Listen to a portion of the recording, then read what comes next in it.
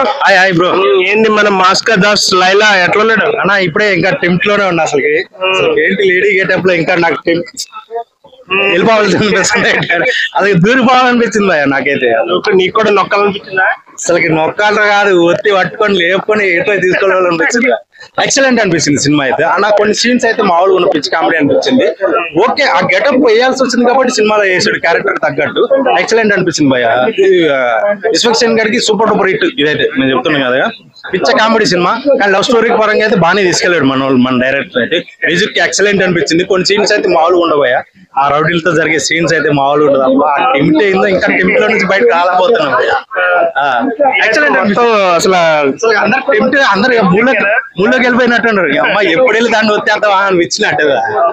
కానీ అన్ని సినిమాలు చూసిన వేరు, ఈ సినిమా వేరు. అది ఓవరాల్ గా సినిమా అయితే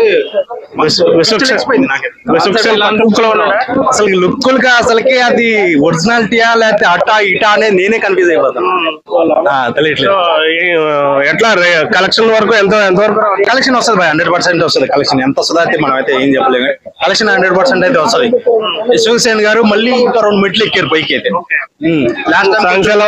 లాస్ట్ టైం కొంచెం డిసప్పాయింట్ చేశాడు.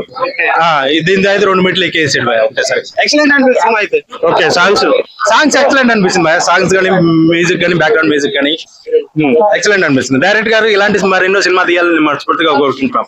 Thank you. Okay bro.